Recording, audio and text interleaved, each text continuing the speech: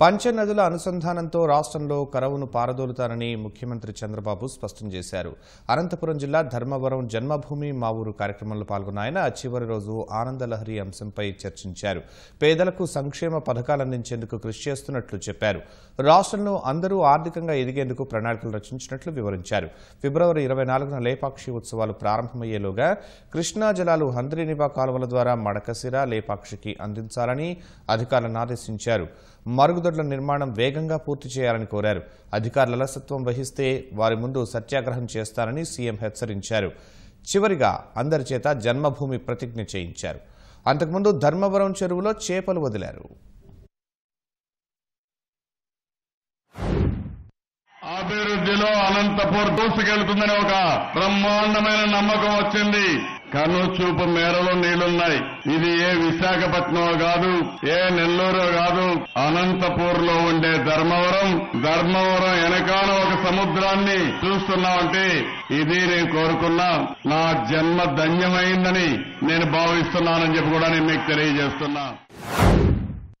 ఒక అభివృద్ధి కార్యక్రమాలే కాదు, మనకు బాధలు లేకుండా ఉండాలి. అందుకే దేశంలో ఎక్కడా ప్రవేశపెట్టినటువంటి సంక్షేమ కార్యక్రమాలకు శ్రీకారం చుట్టాం.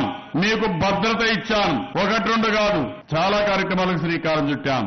అదే సమయంలో మీకు ఎక్కడా ఇబ్బంది లేని పరిపాలన, సుపరిపాలన, టెక్నాలజీ కూడా ఉపయోగించుకుని ఎక్కడా ఒక్క రూపాయి అవినీతి జరగకుండా మీరేదైనా ఒక ఫిర్యాదు చేస్తే రియల్ టైంలో మీకు సమాధానం చెప్పే విధంగా బాధ్యత కలిగిన పరిపాలన కోసం నేను శ్రీకారం చుట్టాను. పేదవాడు నిరంతరం జీవితాంతం పేదవాడుగా మిగిలిపోవడం కాదు, పేదవాడు కూడా డబ్బులు సంపాదించాలి, ఆర్థికంగా పైకి రావాలి. అన్ని కులాల్లో పేదరికం ఉంది. నా కులం పేదవారి కులం. ఎక్కడ పేదవాడు ఉంటే అక్కడ నేనుంటాను, ఎక్కడ పేదరికం ఉంటే అక్కడ ఉంటాం, వారికి అండగా ఉంటాం, చేయూతనిస్తాం.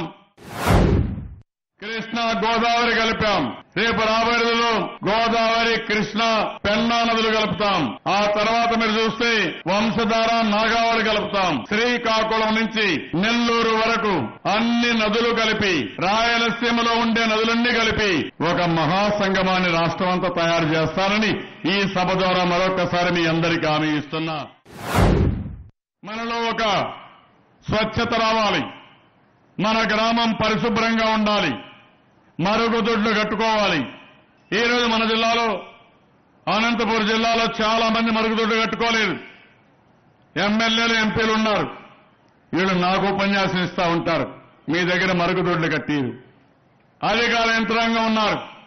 నేను ఒకటే చెప్తున్నా, 30 మార్చి లోపల మరుగుదొడ్లు కట్టకపోతే మీ గ్రామానికి వచ్చి అధికారులపైన, ప్రజాప్రతినిధులపైన, ప్రజలపైన నిరసన తెలియజేస్తా. భోజనం చేయకుండా కూర్చుంటానని చెప్పి సత్యాగ్రహం చేస్తానని మీ అందరికీ విజ్ఞప్తి చేస్తున్నా.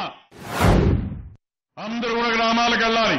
అక్కడ పుట్టాం, అక్కడ పెరిగాం. కన్న తల్లి జన్మనిస్తే మనకు అన్ని అవసరాలు సమకూర్చింది జన్మభూమి. అలాంటి జన్మభూమి రుణం తీర్చుకోవడం కోసం ఈ సంక్రాంతి సెలవుల్లో అందరూ గ్రామాలకు రావాలని కోరాను.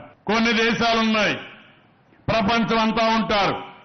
కానీ ఒక సమయంలో ఆ దేశానికి అండగా ఉండి వాళ్ళు పుట్టిన జన్మభూమికి రుణం తీర్చుకునే పరిస్థితికి వస్తున్నారు. అది కూడా చాలా హర్షించదగ్గ విషయం అని చెప్పి కూడా నేను మీకు తెలియజేస్తున్నాను.